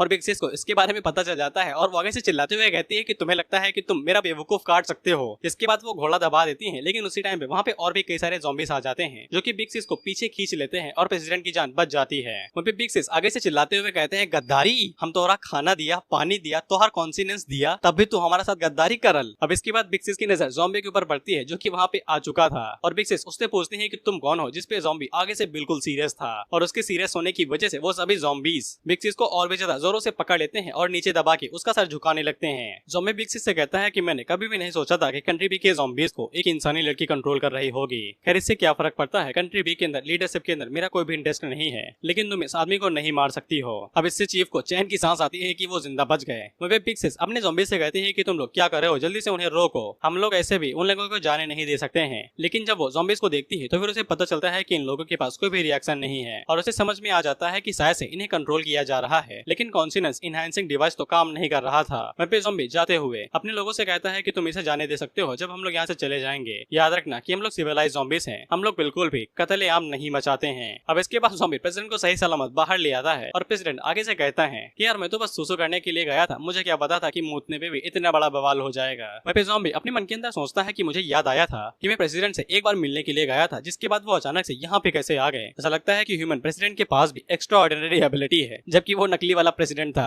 हेड चुई। हालांकि ज़ॉम्बी को तो असली वाले प्रेसिडेंट ही लग रहे थे दिमाग कम होने की वजह से, लेकिन इन दिनों का इस बात से मूड खराब हो गया था कि बस सुसु जाने पे इतना बड़ा बवाल हो गया। अब इसके बाद हमें बताया जाता है कंट्री ए के प्रेसिडेंट की ट्रिप और ज़ॉम्बी हेडक्वार्टर कंट्री बी के अंदर, ये सब कुछ एक दिन के अंदर ही खत्म हो गया। इसके बाद ज़ॉम्बी और बाकी सभी लोग होटल वापस चले गए। वहीं पर जाते हुए आगोई से कहता है कि तुम्हारी किस्मत अच्छी है कि तुम जिंदा रह गए, अब अच्छे से जीना। अब इसके बाद लैंग भी वहाँ से जाने लगता है। अब इसके बाद प्रेसिडेंट का सारा काम खत्म हो चुका था, बस एक ही तो मीटिंग बची थी और वो भी पूरी हो चुकी थी, लेकिन सिक्योरिटी टीम की वजह से ज़ॉम्बी को वहाँ पे ज्यादा मेहनत करनी पड़ रही थी, 24 घंटे रखना पड़ रहा था। वहीं पे एक बच्चा लैंग और फर को देख के कहता है कि मम्मी वो देखो कितनी प्यारे प्यारे डॉगीज हैं, और मैं ये बात लिख के देता हूँ कि ये बच्चा साइको है, वो भी एक नंबर का, किस एंगल से तुम्हें ये क्यूट लग रहे हैं। और उसी टाइम पे हम लोग रेन और स्नो को देखते हैं और उनकी मेंटल स्टेट पूरी तरीके से बर्बाद हो चुकी थी, इन्हें डिप्रेशन PTSD सब कुछ हो चुका था। जिसके बाद प्रेसिडेंट वापस अपनी कंट्री लौट आते हैं। अब इसके बाद हम लोग देखते हैं कि लैंकी और वायलेट आपस में कॉम्बैट मैच कर रही थी, ये कौन सबसे ज्यादा शक्तिशाली है। वहीं पे वायलेट लैंकी को बता रही थी कि कैसे तुम अपनी स्ट्रेंथ के ऊपर कंट्रोल कर सकती हो, लेकिन लैंकी आगे से कहती है कि मुझे इसे घंटा फर्क नहीं पड़ता है। इसके बाद वो डायरेक्ट वायलेट के ऊपर अटैक कर देती है और उन दोनों की स्पीड काफी ज्यादा थी, तो वो दोनों पूरी ताकत के साथ लड़ रही थी और किसी को कुछ भी दिखाई नहीं दे रहा था। वहीं पे लैंकी दोबारा अपने इमोशंस के ऊपर कंट्रोल करने लगती है, तो डुआन उससे कहती है कि कंट्रोल रखो भाई, कंट्रोल। जिसके बाद डुआन अपने चिल्ले के ऊपर चिल्लाते हुए कहती है कि देख क्या रहो, जल्दी से इनके कॉम्बैक्ट पावर रिपोर्ट करो, पता करो कि ट्रांसफॉर्मेशन के बाद कितनी ज्यादा पावर इन दोनों की बढ़ी है। वहीं पे ये दोनों तो पागलों की तरह लड़ाई करे जा रही थी और कोई भी हार मानने को राजी नहीं था। और डुआन आगे से चिल्लाते हुए कहती है कि लड़ाई करना बंद करो, बिल्डिंग नीचे गिर जाएगी, हम लोगों ने पहले ही तुम्हारी कॉन्ट्रैक्ट पावर के डेटा को रिकॉर्ड कर लिया है। लेकिन वो दोनों अभी भी नहीं रुक रहे थे और लड़ाई करते जा रही थी। अब तो बात इस हद तक आगे बढ़ जाती है कि वो दोनों अपनी अपनी शॉट्स बाहर निकाल लेती हैं और उनके लड़ाई करने की वजह से पूरी सिटी हिलने लगी थी। जो लोग वहाँ पे फोन चला रहे थे उन्हें डर लगने लगा था कि कहीं बिल्डिंग ऊपर न गिर जाए। अब इसके बाद लैंड की वायलेट के ऊपर एक जोरदार अटैक करती है, जिससे वहाँ पे पूरी जगह हिलने लगती है। डुआन आगे से कहती है कि अब पानी सर से ऊपर जा चुका है, जल्दी से बेहोश करने वाली गैस रिलीज करो। लेकिन गैस रिलीज होने के बावजूद वो दोनों नहीं रुक रही थी और फाइट करने को आगे बढ़ रही थी। लेकिन जैसे ही वहाँ पे गैस का असर होता है तो वो दोनों अपने होश में आ जाती हैं और ज्यादा पावर यूज करने की वजह से उन्हें खून की उल्टी होने लगती है। डुआन उन लोगों को बताती है कि ट्रांसफॉर्म करने के बाद उनकी जो ओरिजिनल स्ट्रेंथ रहती है वो बढ़ के 20 गुना हो जाती है। ट्रांसफॉर्म करने के बाद उनकी स्ट्रेंथ 20 गुना बढ़ जाती है, जो कि डुआन के ट्रांसफॉर्म करने के बाद से भी बहुत ज्यादा है। साथ ही में उन दोनों ने फाइट के दौरान एक दूसरे के दिल के अंदर स्वाद घुसा दी थी, लेकिन उन दोनों के ट्रांसफॉर्मेशन खत्म होने के बावजूद उनकी बॉडी ने दोबारा दिल को रिजनरेट कर लिया, जबकि वो लोग ट्रांसफॉर्म भी नहीं थे। इसीलिए आसान शब्दों में में वो दोनों अब ज्यादातर इंसान नहीं रहे हैं, मॉन्स्टर बन चुके हैं। लैंकी आगे से कहती है कि इसका मतलब ये हुआ कि वो पावर लेने के चक्कर में हम लोगों को यही कीमत अदा करनी पड़ेगी। लेकिन वायलेट आगे से कहती है कि नहीं, हम लोग इंसान हैं, हमारे पास कॉन्शियस है और एक जिंदा बॉडी है। हम दोनों उन बिना दिमाग के क्रीचर्स की तरह नहीं है जो बस इधर उधर भागा करते हैं। तो हम लोग इस तरीके से इंसान क्यों नहीं हो सकते हैं? मुझे अच्छे से पता है कि जिनके पास कॉन्शियस नहीं होती है उन्हें ज़ॉम्बीज कहा जाता है। लुआन आगे से कहती है कि तुम लोग गलत नहीं हो, लेकिन वायलेट आगे से कहती है कि यहाँ पे कोई भी लेकिन नहीं है। हमें सिर्फ एक इक्विपमेंट बनाने के ऊपर फोकस करना चाहिए जो हमारी मदद करेगा हमारे इमोशंस को कंट्रोल करने में। कुछ ही दिनों के अंदर यहाँ पे मीटिंग शुरू होने वाली है। मैं अपने ऊपर से कंट्रोल खो के सभी लोगों को मारना नहीं चाहती हूँ। अब इसके बाद हमें बताया जाता है कंट्रीबी से आने के बाद ज़ॉम्बी को एक बहुत ज्यादा सुकून की रात मिली और वो आराम से अपना डिनर कर रहा था और ज़ॉम्बी अपनी शांति भरी जिंदगी को पाके काफी ज्यादा खुश था। अब उसी टाइम पे उसकी डोरबेल बजती है और जब वो दरवाजा खुलता है तो वहाँ पे वायलेट थी जो कि ज़ॉम्बी को बताती है कि प्रेसिडेंट उससे मिलना चाहते हैं। अब इसी बीच हम लोग जिमी को देखते हैं जिसने अपना सारा काम पूरा कर लिया था। अब इसी टाइम पे डबल बैटरी की नजर ईसिन पर्सन के ऊपर पड़ती है जो कि दो केमिकल्स को आपस में मिला रहा था। डबल बैटरी उससे पूछता है कि तुमने तो कहा था कि तुम मैकेनिकल सूट्स बनाने में स्पेशल हो, तो फिर तुम ये बायोलॉजी के अंदर क्यों घुसे पड़े हो जैसा कि हम लोग करते हैं। इस पे ईसिन पर्सन उसे बताता है कि ये लिक्विड मेटल है, नैनो टेक्नोलॉजी। जरा ये सोचो कि कैसे अर्थ का नेचुरल मेटल्स अकेले ही हमारे टेक्नोलॉजी को एम्पायर को सपोर्ट कर सकता है। और हम लोग देखते हैं कि जो केमिकल उसने मिलाया था वो भाई हवा में कंट्रोल होने लगता है और ये बिल्कुल भाई नैनोटेक की तरह नहीं था। ये पार्टिकल हवा में उड़ रहे थे और इनको जैसे चाहे वैसे मन की मदद से तुम लोग कंट्रोल कर सकते हो। और वो डबल बैटरी को बताता है कि ये लिक्विड मेटल आराम के साथ स्पेस के अंदर फ्लो कर सकता है, यहाँ तक कि वो हर एक शेप के अंदर ट्रांसफॉर्म हो सकता है जिस शेप के बारे में तुम सोचोगे। और इस तरीके के एलॉय यानी कि धातु को डिस्ट्रॉय करना यानी कि स्मैश करना पूरे प्लेनेट को स्मैश करने के बराबर होगा। जिसपे डबल बैटरी आगे से हैरान होते हुए कहता है कि इतना शक्तिशाली कि हमारी दुनिया के अंदर पहले एग्जिस्ट किया करता था। इसे एलॉय के अंदर बदलने के बाद सिर्फ 1 ग्राम इतना ज्यादा रिप्लिकेट होके इंफिनिटी के अंदर बदल सकता है। और डबल बैटरी आगे से चिल्लाते हुए कहता है कि ये हमारे मुकाबले में बहुत ज्यादा एडवांस है। पहले के टाइम में ईसिन पर्सन कितना ज्यादा एडवांस हुआ करते थे और उनकी टेक्नोलॉजी कितनी ज्यादा आगे थी। इस पे ईसिन पर्सन आगे से कहता है कि बेशक हमारी टेक्नोलॉजी बहुत ज्यादा एडवांस थी, हमारे टेक्नोलॉजी के सामने तुम लोग तो कचड़ा हो कचड़ा। जब हम लोग जिंदा रहा करते थे तो फिर हमारे लिए कुछ भी नामुमकिन नहीं था। हम लोग जो भी चीज चाहते थे एआई हमारे लिए कर देता था। ये बिल्कुल इस तरीके का था जैसे कि हम लोग बड़े बड़े बेबीज को आराम से पाल रहे हो। लेकिन इसके बावजूद इससे कोई फर्क नहीं पड़ता है कि हमने टेक्नोलॉजी में कितनी बड़ी बड़ी चीजें कर दिखाई थी, लेकिन इसके बावजूद हम लोग उसके खिलाफ जीत नहीं पाए। डबल बैटरी आगे से कहता है क्या वो सच में इतना ज्यादा शक्तिशाली था, क्या हम लोग उसके खिलाफ जीत भी सकते हैं? आखिर तुम लोगों ने उसकी जैसी चीज बना ही क्यों दी? जिसपे ईसिन पर्सन आगे से कहता है बड़वे किसने कहा कि हमने उसे बनाया था? वो एक ऐसा ज़ॉम्बी है जो कि ह्यूमन एरा के सबसे शुरुआती दौर में से इवॉल्व होना शुरू हुआ था। डबल बैटरी को ये बात समझ में नहीं आती है तो ईसिन पर्सन उसे बताता है कि हम और ज़ॉम्बी दोनों इस अर्थ के ऊपर रह रहे हैं, लेकिन हम दोनों का रहना बहुत ज्यादा आगे पीछे है। ज़ॉम्बी इतने टाइम से इस अर्थ के ऊपर रह रहा है कि तुम सोच भी नहीं सकते हो। जिस पे डबल बैटरी हैरान होकर आगे से पूछता है कि तुम्हारा मतलब है कि हमारी सिविलाइजेशन यानी सभ्यता से पहले एक और दूसरी सिविलाइजेशन हुआ करती थी? ईसिन पर्सन आगे से कहता है बिल्कुल भाई हुआ करती थी, चलो मैं तुम्हें थोड़ा सा हिस्ट्री के बारे में बताता हूँ। अब इसके बाद ईसिन पर्सन डबल बैटरी को बताता है कि बाकी सभी सिविलाइजेशन के साथ ही हमारी शुरुआत भी एग्रीकल्चर से हुई थी। हम लोग खेती किया करते थे,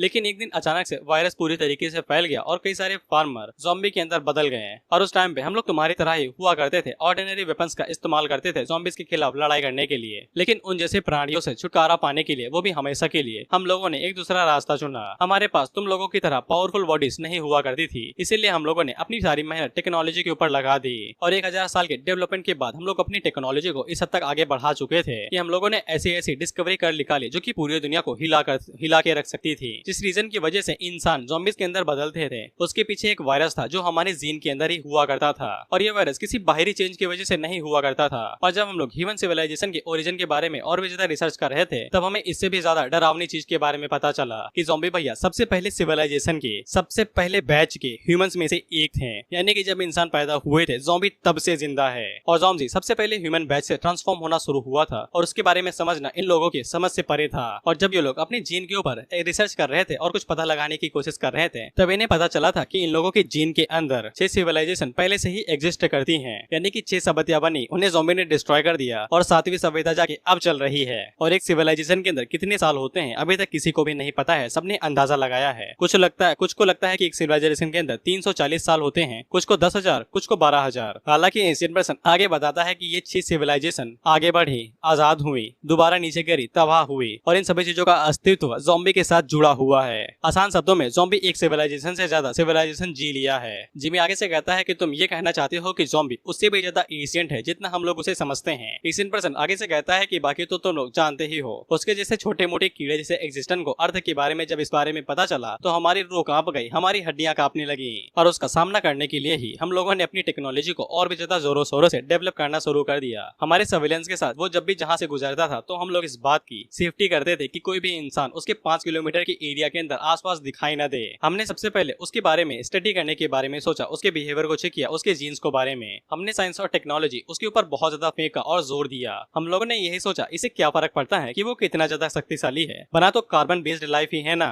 वो थोड़ी ना लाइट ऑफ स्पीड को डिस्ट्रॉय कर सकता है और तोड़ सकता है। लेकिन हम लोग आखिर में फेल हुए और फेल होते रहे। और जब इन लोगों की सिविलाइजेशन खत्म होने वाली थी तो इन लोगों ने अपने आखिरी पलों में इंसानियत की रेस को आगे बढ़ाने के लिए किसी चीज को जमीन के अंदर घुसा दिया जो आगे आने वाले इंसानों की मदद करेगा जिंदा रहने में और उन्हें पैदा करने में। अब इसके बाद आगे क्या हुआ ये हमें तुम्हें बताने की जरूरत नहीं है प्रोफेसर जिमी। जिसपे जिमी आगे से कहता है कि तुम्हारा मतलब है कि तुमने एक आधमारे बच्चे यानी कि फीटस इमेज में देख लो भाई, जमीन में गाड़ दिया और इसी तरीके से हमारी ह्यूमन जनरेशन और सिविलाइजेशन का प्रारंभ हुआ। और प्रोफेसर जिमी आगे से बहुत ज्यादा गुस्सा था और बेशक यार ये सेंस बनाती है, तुम पैदा हो गए चलो हो गए, तुम्हें पाल पोस के बड़ा कौन करेगा भाई, चलना कौन सिखाएगा। जिसपे एशियन पर्सन आगे से कहता है कि ठंडा रखो भाई, हमारे पास कई सारे मर्द और औरत है जो आराम के साथ फ्रीली रिप्रोड्यूस कर सकते थे यानी बच्चे पैदा करना। और वैसे भी ये सारी चीजें हजारों साल पहले की हैं और अब तक तो तुम्हारे जेनेटिक पूरी तरीके से चेंज हो चुके हैं। एग्जाम्पल के लिए तो हमने कभी सोचा भी नहीं था कि तुम्हारे जैसा कोई जीनियस बंदा यहाँ पे अपीयर होगा और यहीं से हमारी ह्यूमन रेस दोबारा आगे बढ़ेगी। जिमी वहां से जाते हुए कहता है कि देखो मुझे तुम्हारी बात नहीं सुननी है, मैं यहाँ से जा रहा हूँ, बस जैसे ही काम पूरा हो जाए मुझे बुला लेना। अब इसके बाद हम लोग देखते हैं कि इन लोगों ने बॉडी की जीन से ज़ॉम्बी की जीन से बॉडी बना ली थी और अभी तक इसे कॉन्फिडेंस नहीं दी गई थी। जिमी एशियन पर्सन से कहता है कि मैंने अपना काम पूरा कर दिया है, अब तुम्हारे ऊपर है जो तुम्हें करना है। इस पे एशियन पर्सन आगे से कहता है कि सबसे पहले हमें ये नैनोमेटल उसकी बॉडी के अंदर इंजेक्ट करना पड़ेगा। हम लोग यहाँ पे ज़ॉम्बी का मैकेनिकल वर्जन बनाने वाले हैं दुनिया के सबसे शक्तिशाली नैनोमेटल्स के साथ, जो कि यूनिवर्स का सबसे शक्तिशाली मेटल है। इसके साथ हम इसे मिलाएंगे तो इसके पास अनडाइंग बॉडी होगी जो कि ज़ॉम्बी के जीन से बनी होगी और इसे ज़ॉम्बी से तो बिल्कुल भी कमजोर नहीं होना चाहिए। तो डबल बैटरी उन लोगों से बिल्कुल ठीक पते की बात करता है कि अगर वो लोग यहाँ पे ज़ॉम्बी की ही तरह उसकी हूबहू कॉपी बनाने वाली हैं तो फिर उस कॉपी के पास भी तो ज़ॉम्बी की तरह ही विचारधारा होगी जो कि इंसानों के साथ रहना चाहेगा और इनकी बनाई गई ज़ॉम्बी वाली कॉपी इन्हें विलन की तरह देखी थी और एक झटके में इन्हें मार देगी। तो फिर जिमी आगे से कहता है तो फिर हम लोग इसे ज़ॉम्बी वाले की मेंटालिटी नहीं देंगे, नहीं तो ये हमारे लिए काफी ज्यादा खतरनाक हो सकता है। इस पे एशियन पर्सन आगे से कहता है कि अगर ऐसी बात है तो क्यों ना हम लोग इस ज़ॉम्बी को मेरे एरा वाले ज़ॉम्बी की मेंटालिटी दे दें। लेकिन डबल बैटरी को अभी भी बहुत बड़ा शक था और वो एशियन पर्सन से कहता है क्या तुम्हें पक्का यकीन है कि वो ज़ॉम्बी इंसानों के साथ काम नहीं करेगा। जिसपे एशियन पर्सन आगे से बताता है कि मुझे नहीं पता है कि वो उस टाइम पे क्या सोच रहा था, लेकिन मुझे इतना जरूर पता है कि वो जब भी एक इंसान को दिखता था तो फिर वहाँ पे बहुत बड़ी तबाही आती थी और वो कत्लेआम मचा देता था। जिससे डबल बैटरी बहुत भी ज्यादा हैरान हो जाता है। वहीं पे जिमी आगे से कहता है कि अब कोई फर्क नहीं पड़ता है, हम लोगों ने जो शुरुआत की है उसे खत्म करेंगे और बाकी सब कुछ भगवान भरोसे छोड़ देंगे। अब इसके बाद हम लोग समुद्र के अंदर कई सारी नेवी शिप्स और प्लेन्स को देखते हैं जहाँ पे ज़ॉम्बी आए हुए थे। वहीं पे ज़ॉम्बी वायलेट से पूछता है कि मुझे यहाँ पे क्यों लाया गया है, तुमने तो कहा था कि हमें ऑफिस के अंदर जाना है। इस पे वायलेट उसे कहती है कि तुम खुद ही देख लो और हम लोग देखते हैं कि वहाँ पे कई सारी नेवी सील्स आए हुए थे और साथ ही में जेट्स भी थे, शायद से कोई एक्सरसाइज होने वाली है। वहीं पे प्रेसिडेंट जैसे ही ज़ॉम्बी को देखते हैं तो वो खुशी खुशी जाते हैं और उसे गले लग के उसे शुक्रिया कहते हैं कंट्री बी के अंदर उसकी जान बचाने के लिए। इसके बाद वो ज़ॉम्बी को साइड में लेके जाते हैं और उससे कहते हैं कि मैंने तुम्हारे लिए बहुत बड़ा गिफ्ट तैयार किया है, बताओ मुझे तुम्हें क्या चाहिए, पैसा औरतें, अगर ये कम पड़े तो चड्डी में मैं खुद आ जाऊं, अगर तुम्हें ये भी पसंद नहीं है तो फिर मैं तुम्हारे लिए और भी बड़ा कुछ कर सकता हूँ जो तुमने सोचा भी नहीं होगा। वायलेट और लैंड के बारे में क्या ख्याल है। इस पे ज़ॉम्बी कहता है कि नहीं नहीं मैं ऐसे अकेला ही ठीक हूँ, तन्हाई मुझे नहीं डसती है। लेकिन प्रेसिडेंट आगे से कहते हैं कि ऐसा लगता है कि मुझे तुम्हें और कुछ देना पड़ेगा। इसके बाद वो ज़ॉम्बी को सामने की तरफ इशारा करते हुए कहते हैं कि मैं तुम्हें ये पूरी नेवी आर्मी देने वाला हूँ जिसके अंदर 4 एयरक्राफ्ट कैरियर होंगे और 60 वॉरशिप होंगी और अब से तुम हमारे अपग्रेड वर्जन ऑफ चीफ होगे जिसके पास ग्राउंड एंड वाटर दोनों टाइप की नेवी होगी और अब से हमारी कंट्री की आधी जाने तुम्हारे कंधों के ऊपर हैं। उम्मीद करता हूँ कि वो तुम्हारी वजह से मारे नहीं जाएंगे। वहीं पे वायलेट अपने मन के अंदर सोच रही थी कि प्रेसिडेंट को आखिर हो क्या गया है, ये क्या सोच रहे हैं। लेकिन ज़ॉम्बी इससे और ज्यादा खुश होता है और कहता है वाओ कंधों पे और भी ज्यादा बड़ी जिम्मेदारी। जिसपे वायलेट ज़ॉम्बी को ताना मारते हुए कहती है कि तुम्हारा वाओ से क्या मतलब है, मेरे पास एक भी शिप नहीं है, यहाँ तक कि डिपार्टमेंट है और बाकी सभी चीफ्स के पास भी सिर्फ लैंड फोर्स है और वो सिर्फ सिटी को कंट्रोल करते हैं। अब इसके बाद चीफ वहाँ पे ज़ॉम्बी के लिए कई सारे गार्ड्स को लेके आते हैं जो कि ज़ॉम्बी को ग्रीट करते हैं और उसके लिए सलामी देते हैं। साथ ही में प्रेसिडेंट ने ज़ॉम्बी के लिए एक मिनिस्टर को भी हायर किया था जो ज़ॉम्बी का एडवाइजर बनेगा। इसके बाद वो लोग ज़ॉम्बी के लिए गाना बजाना करने लगते लगते हैं। अब हम लोग उस बड़े समुद्र के अंदर एक दूसरे कोने के अंदर देखते हैं जहाँ पे हम लोग बीसीस को देखते हैं, जो कि कुछ लोगों से कहती है कि अपने घमंड को जरा साइड में रख दो। हमने इतना ज्यादा पैसा यहाँ पे सिर्फ इसलिए खर्चा नहीं किया है ताकि तुम लोग यहाँ पे आओ और ठूस सको। हम लोग वहाँ पे ब्लड क्वीन को देखते हैं जहाँ पे उसके चेले भी आए हुए थे। वहीं पे लिंग तो आगे से कहता है कि आप चिंता क्यों करती हैं, हम लोग यहाँ पे अच्छे से डिस्कस करेंगे कि आपने हमें यहाँ पे क्यों बुलाया है। जिसपे बिग सिस उसे बताती है कि कंट्री ए और कंट्री के बीच में एक्सचेंज मीटिंग होने वाली है जहाँ पे वो लोग पानी के ऊपर अपनी फायर पावर को कंपेयर करेंगे और मैं चाहती हूँ कि तुम लोग हमारी मदद करो एनिमी के अंदर घुसने में, जिससे मैं उन लोगों को मजबूर कर सकूं एक दूसरे के ऊपर हमला करने में। क्या तुम लोग मदद कर पाओगे? इस पे लिंग आगे से कहती है कि बेशक इस काम में तो हम सबसे ज्यादा आगे हैं, वैसे आप हमें पैसा कितना पे करेंगी? इस पे बिग सिस आगे से बताती है 3000 टन सोना, हिंदी में 12,30,000 करोड़। और हाँ, एक और चीज, अपने क्वीन से कह दो कि ये घटिया एक्सप्रेशन अपने चेहरे से हटा दे। वहीं पे लिंग की तो आंखें चमक उठती हैं इतने पैसों का नाम सुन के। इसके बाद वो क्वीन से कहता है कि मुस्कुरा दीजिए, और वैसे कि आप हमारे लोन के बारे में भूल चुकी हैं। वो कमीना ब्लैकी लोन का इंटरेस्ट बढ़ा के 40% कर दिया है। हम लोग इससे अपना लोन भी पे कर देंगे और अपनी जमीन भी खरीद लेंगे, फिर हमें गली के बीच में सोने की जरूरत नहीं है। अब इसके बाद क्वीन बिग सिस की तरफ आगे बढ़ रही थी तो साउ उसे रोक लेता है और उसे कहता है कि हमसे 5 मीटर की दूरी बनाए रखो। जिसपे क्वीन कहती है क्या तुम्हें डर है कि मैं तुम्हारे बिग सिस को खा लूंगी? जिसपे साउ आगे से कहता है कि हमें तुम लोगों से एलर्जी है तो हमसे दूर ही रहो।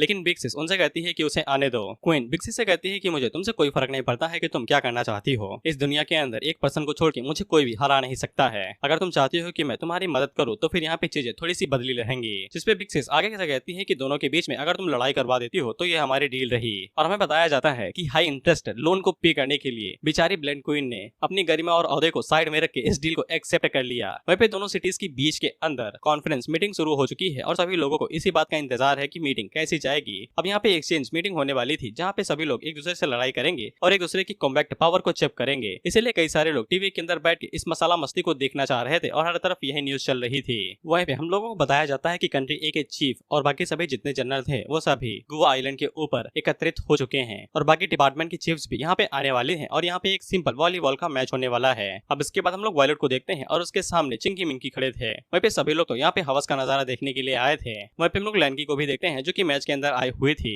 और ये बस एक परफॉर्मेंस मैच होने वाला था, यानी कि असली लड़ाई से पहले जुआ खेला जाएगा जिसके बाद बंदूकें चलेंगी। वहीं पे ज़ॉम्बी भी बीच पे आया हुआ था लेकिन ये कोई भी टीम के अंदर नहीं है, बस दर्शक की तरह आया है। वहीं पे गैंग आगे से कहता है कि ये सब कुछ देखने में बिल्कुल भी मजा नहीं आएगा, भले ही ये एक परफॉर्मेंस मैच है लेकिन दो लड़कियों के बीच में होने वाला है, देखते हैं क्या मजा आता है। वहीं पे बाकी लोगों की नजर ज़ॉम्बी के ऊपर पड़ती है जो कि आगे से कहता है कि ये बंदा तो इतना पतला है हवा आए उड़ ना जाए, लेकिन हमें तो पता है कि ये एक एक्सचेंज मीटिंग का एक चीफ है लेकिन इसने ज़ॉम्बी मास्क क्यों पहना हुआ है। और मुझे याद है कि ये तो प्रेसिडेंट का बॉडीगार्ड भी बना हुआ था लेकिन दिखने में तो कमजोर लगता है। वहीं पे ज़ॉम्बी चीफ से पूछता है कि वॉयलेट की टांगे वापस आ गई, जिसपे चीफ आगे से बताता है कि वो तो बायोलॉजिकल डिपार्टमेंट की प्रेसिडेंट ने नकली टांगे बनाई हैं, यानी कि वो असली ही हैं लेकिन नकली हैं, आर्टिफिशियल बनाई गई हैं। ज़ॉम्बी की जिन के होने के बावजूद वो टांगे नहीं रीजनरेट कर पा रही, कितनी बेकार बात है भाई ऑथर सच में भाई जो समझ में आ रहा है वो लिख ही दे रहा है और हम लोग भाई गधों की तरह उसे एंजॉय कर रहे हैं। खैर अब इसके बाद वहाँ पे परफॉर्मेंस मैच शुरू हो जाता है और मैच के अंदर ज्यादा कुछ नहीं होता है, बस गेंद को इधर उधर ही फेंका जाता है। वहाँ पे बाकी लोगों तो बस एक ही चीज को अंदर मजा आ रहा था, वो था फोटो खींचने में, वो भी किस किस एंगल से ये बताने की जरूरत नहीं है। अब इसके बाद वॉयलेट गेंद के ऊपर मारती है तो गेंद बुलेट की तरह सीधा जाके स्नो के पास गिरती है और स्नो उसे कैसे कैसे डिफेंड कर लेती है। इसके बाद रेन उस गेंद के ऊपर मारती है तो फिर लैन की इस तरह से उसे दोबारा मारती है और वो दोनों इसी तरीके से गेंद को इधर उधर मारने लगते हैं, लेकिन इसी बीच गेंद जाके ज़ॉम्बी के सर के ऊपर लगती है। अब उन लोगों के मैच के दौरान हम लोग एक और लड़की को देखते हैं जो कि एक नई कैरेक्टर थी। अब ज़ॉम्बी को समझ में आ चुका था कि वो हर बार अब गेंद से पीला जाने वाला है तो वो तुरंत वहां से भागने लगता है, लेकिन उसी टाइम पे दोबारा गेंद उसके सर के ऊपर आके लड़ती है और बेचारा नॉकआउट हो जाता है। वहीं पे वायलेट और रेन दोनों आपस में लड़ने लगती हैं। वहीं पे टीटी आगे से बैठ के कहता है कि साला ये दोनों हर साल लड़ती हैं और वो उन लोगों से कहता है कि एक्सचेंज मीटिंग शुरू होने वाली है, वहां पे लड़ लेना, अब यहाँ से जाओ। वहीं पे हम लोग की लड़की को देखते हैं जो कि अपना चश्मा हटा के ज़ॉम्बी को देखती है और वो अपनी एक दोस्त जिसको हमने पहले देखा था वो उसे कहती है बटरफ्लाई ध्यान से, वो तुम्हें डिस्कवर ना कर ले। वहीं पे ज़ॉम्बी को शायद से इनके बारे में पहले पता लग चुका था क्योंकि वो काफी ज्यादा गुस्से में था।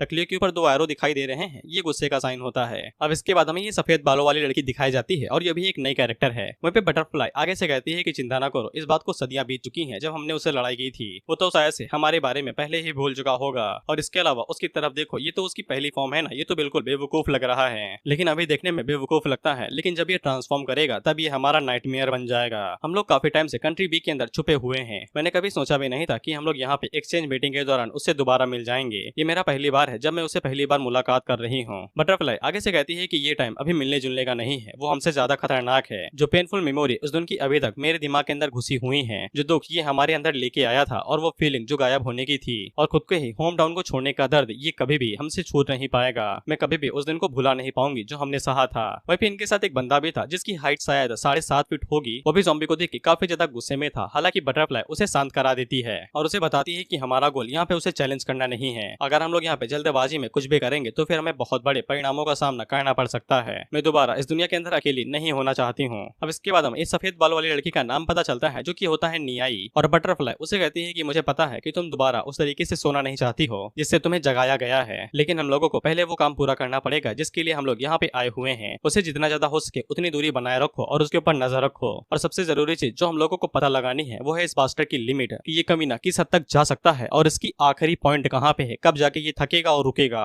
अब इसके बाद हम लोग डबल बैटरी और एशियन पर्सन को देखते हैं और इन लोगों का काम पूरा हो चुका था और डिजाइन भी बन चुका था मेगा रोबोट मेगा ज़ॉम्बी के लिए। अब इसके बाद हम लोग कई सारे एयरक्राफ्ट्स को देखते हैं जो कि एक्सचेंज मीटिंग के लिए जा रहे थे। वहीं पे एक हेलीकॉप्टर इन लोगों की लड़ाई को रिकॉर्ड करने के लिए आया हुआ था जो कि न्यूज की तरह काम करेगा। वहीं पे रिपोर्टर आगे से बताती है कि कंट्री ए अपने शिप्स को आगे की तरफ बढ़ाना शुरू कर दी है और जिन लोगों को इस लड़ाई का इंतजार था वो बहुत जल्द ही होने वाली है। वहीं पे हम लोग ज़ॉम्बी को देखते हैं जो कि कुछ शिप्स को कंट्रोल करने वाला था, यानी कि जितने भी चीफ हैं उनको अलग अलग बटालियन दी गई है और ज़ॉम्बी की सबसे स्ट्रॉन्ग बटालियन है। कैप्टन ज़ॉम्बी के पास आता है और उससे पूछता है कि हमें आगे क्या करना है। वहीं पे हम लोग ज़ॉम्बी को देखते हैं तो फिर उसको उसका मिलिट्री सूट दे दिया गया था और भाई साहब के पास हुडी है। I love the hoodie. अब इसके बाद हमें बताया जाता है कि कुछ महीनों की ट्रेनिंग के बाद ज़ॉम्बी के पास उसकी खुद की नेवी फोर्स है और ट्रेनिंग के बाद ज़ॉम्बी के जितने भी सबऑर्डिनेट्स थे वो सभी इतने ज्यादा फेमिलियर हो चुके थे कि वो ऑपरेशन को कंट्रोल कर सकते थे मदरशिप्स के ऊपर। यहाँ तक कि ज़ॉम्बी के सबऑर्डिनेट्स ने अलग अलग तरह के एयरक्राफ्ट यानी कि प्लेन्स, जेट्स और वेपन्स को चलाना भी सीख लिया। यहाँ तक कि वो लोग लैंड, एयर और सी स्ट्राइक्स को भी काफी अच्छे से कोऑर्डिनेट करने लगे थे।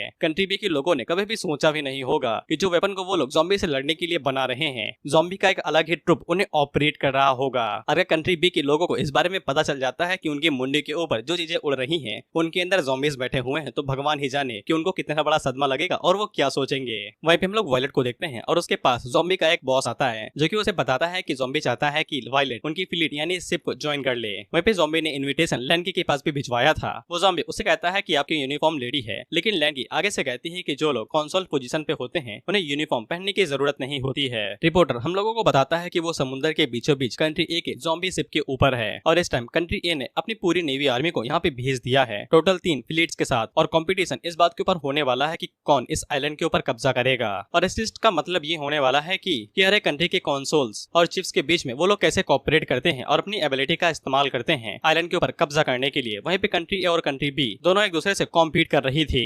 अब इसके बाद हमें बताया जाता है कि कंट्री ए के पार्टिसिपेंट्स 3 हिस्सों में बांटे गए हैं, जिनमें से पहला ज़ॉम्बी की फ्लीट होने वाली है। इसके बाद कंट्री ए के उनके डिपार्टमेंट हेड लीड करेंगे जो कि एक फर्स्ट फ्लीट को लीड करेंगे। इसके बाद उनका तीसरा नेवी फ्लीट भी है जिसको ये लोग लीड करने वाले हैं। इनके बारे में कोई जानकारी नहीं है कि इनका नाम क्या है। वहीं पे दूसरे हाथ कंट्री बी की भी टीम तैयार खड़ी है और उनकी पहली फ्लीट को, फ्लीट एक टुकड़ी तरह समझ लो, और उनकी पहली फ्लीट को जनरल बांगू और सिस्टर याओ कंट्रोल करने वाली हैं, यानी ये 2 बहनें। और उनकी दूसरी नेवी फ्लीट को लेफ्टिनेंट जनरल जियांगहुआ कंट्रोल करेंगे और उनकी तीसरी नेवी फ्लीट को जनरल हु लीड करेंगे। न्यूज रिपोर्टर बाकी लोगों को बताती है कि हर साल की तरह इस बार भी किसी भी जनरल ने उनसे इंटरव्यू देने को मना कर दिया है, लेकिन इस बार उनकी किस्मत चमक गई है क्योंकि इस बार कंट्री ए के सेकंड लीडर ज़ॉम्बी भाई साहब उनके साथ बात करने को राजी हो चुके हैं। और वो न्यूज रिपोर्टर ज़ॉम्बी से पूछते हैं कि आप कंट्री ए की नेवी फ्लीट के बारे में क्या सोचती हैं, क्या वो लोग एडवांटेज के अंदर हैं और आपको क्या लगता है कि इस बार इस कंपटीशन को कौन जीतने वाला है। जिसमें ज़ॉम्बी आगे से मुस्कुराते हुए कहता है कि मुझे लगता है कि हमें लड़ाई कम करनी चाहिए और शांति से जीना चाहिए, तभी तो सब लोग आराम से घर जा पाएंगे और आराम से खाना खा पाएंगे। वहीं पे एक बच्चा इस न्यूज को देख के कहता है कि इसे तो नेता होना चाहिए, बातें पॉलिटिशियन वाली करता है और लीड आर्मी को करता है। अब इसके बाद रिपोर्टर वायलेट से पूछती है कि उसे क्या लगता है कि ताकत कहां से आएगी और क्या उसे लगता है कि वो जीत पाएगी। इस पे वायलेट आगे से कहती है कि मैं जीत इसी बात को मानूंगी कि वो शिप को नदी के अंदर ना कूदा दे। वहीं पे लैंकी से भी यही सवाल पूछा जाता है तो वो आगे से कहती है कि मुझे लगता है कि ये शिप डूबने वाली है। अब इसके बाद हम लोग स्नो को देखते हैं। इसको ये टास्क काफी ज्यादा इजी लग रहा था कि इन्हें एक आइलैंड के ऊपर कब्जा करना है, जबकि पिछली बार इन्हें कई सारे ज़ॉम्बीज को मारना पड़ा था। चलो हेड ने अपनी बात के ऊपर कायम रखा और ज़ॉम्बीज को नहीं मारा। वहीं पे रेन आगे से कहती है कि तुमने थर्ड फ्लीट के बारे में सुना है जिसमें कई सारी नई औरतें हैं और उन्हें अचानक से अपर रैंक क्यों दे दी गई है, क्या तुम उनके बारे में जानती हो। जिसमें स्नो आगे से बताती है कि मुझे इतना पता है कि वो लोग काफी टाइम से छुपके काम कर रहे थे और उन्हें रिसेंटली ही प्रमोट कर दिया गया है, पता नहीं उनके अंदर ऐसी क्या स्पेशल बात है। वहीं पे हम लोग बटरफ्लाई और नियाई को देखते हैं और उनकी साथी को कुछ अजीब सी बदबू आती है, लेकिन वो आगे से उन्हें कुछ भी नहीं बताता है। वहीं पे हम लोग ब्लड क्वीन को देखते हैं और वो भी अपनी मिशन की तरफ आगे बढ़ती जा रही थी, लेकिन बटरफ्लाई पे ज्यादा पूछने पे ये बंदा उन लोगों को बता देता है कि मुझे कोई ऐसा मिला है जो हमारे लिए मुसीबत खड़ी कर सकता है और इसका ओरिजिन मेरी तरह ही सेम है। तुम हमको एक ही स्पीसीज का समझ सकते हो, लेकिन पता नहीं मुझे उसका ऑरा अभी बहुत ज्यादा कमजोर दिखाई दे रहा है। जिसपे बटरफ्लाई काफी हैरान होती है और कहती है कि तुम्हारी ही स्पीसीज का, लेकिन उसका ऑरा इतना ज्यादा कमजोर कैसे हो सकता है। जिसपे जिसपे वो बंदा आगे से बताता है कि शायद से उसे गायब हुए ज्यादा टाइम नहीं हुआ होगा। अब इसके बाद हम लोग उसी आइलैंड को देखते हैं जो कि एटलांटिक ओशन होता है और इसी आइलैंड के ऊपर कब्जा करने की लड़ाई हो रखी है। अब इसके बाद हम लोग देखते हैं कि कंट्री बी की फ्लीट जो कि सेकंड फ्लीट है वो आइलैंड के पास पहुंच चुकी है और इनके बगल में ही कंट्री ए की थर्ड फ्लीट है। इसीलिए ये लोग बिना कुछ देखे दागे सीधा गोली दाग देते हैं कंट्री ए की फ्लीट के ऊपर। वहीं न्यूज रिपोर्टर आगे से कमेंट्री करते हुए कहता है कि कंट्री बी की सेकंड फ्लीट ने ओपन फायर कर चुका है कंट्री ए के थर्ड फ्लीट के ऊपर और लोगों ने 3 पॉइंट को खो दिया है। अब यहाँ पे भाई घमासान युद्ध नहीं होने वाला था, बेशक ये लोग पेंट के साथ खेलने वाले थे, अगर इनके ऊपर पेंट लग जाता है तो इनके 3 पॉइंट माइनस होंगे।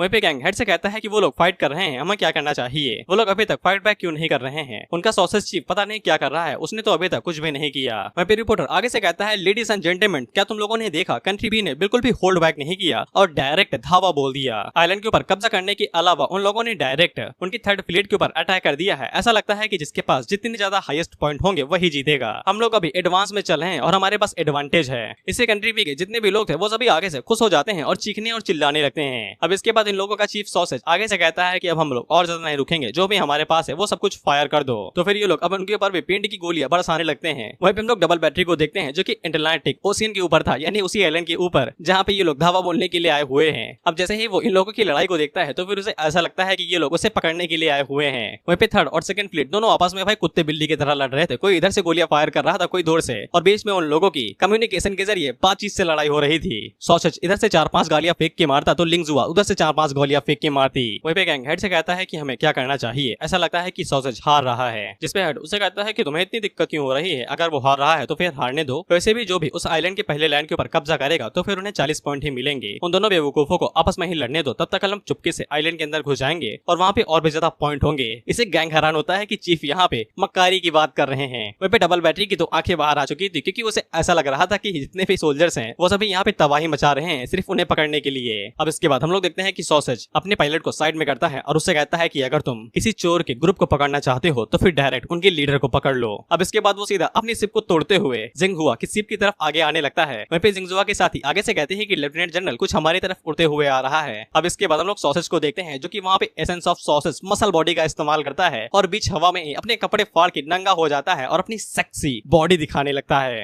अब उसकी सेक्सी बॉडी देख के ये तीनों ही आगे से चीखने और चिल्लाने लगती हैं कि ये क्या है बे। वहीं पे न्यूज रिपोर्टर जो कि कमेंट्री कर रहा था ये देख के उसकी आंख नाक और मुंह से खून बहने लगता है। उसको छोड़ो जो पायलट वहाँ पे शिप को चला रहे थे उनका भी यही हाल था, और उन्हें छोड़ो जो लोग टीवी से उसे देख रहे थे उनका भी यही हाल था। अब इसके बाद न्यूज रिपोर्टर अपना दर्द छुपाते हुए कहता है लेडीज एंड जेंटलमैन इस चीज को गोली मारो, काफी सालों बाद हमें कुछ दर्दनाक चीज देखने को मौका मिला है। अब इसके बाद जिंगहुआ भी आगे से कहती है कि मैं भी पीछे नहीं हटूंगी, जिसके बाद वो भी अपनी शिप को तोड़ते हुए सीधा जाके सॉसेज के ऊपर जाती है और उसके ऊपर ठरकी मार के उसके मुंह के ऊपर एक जोरदार लात मारती है। वहीं पे न्यूज रिपोर्टर आगे से कहता है लेडीज एंड जेंटलमैन क्या आप लोगों ने देखा अब यहाँ पे जनरल और काउंसिलर्स के बीच में लड़ाई होने लगी है। वहीं पे कंट्री बी के लोग आगे से कहते हैं कि हाँ उस ठरकी को मार दो, साले ने हमें खून के आंसू रुला दिए हैं।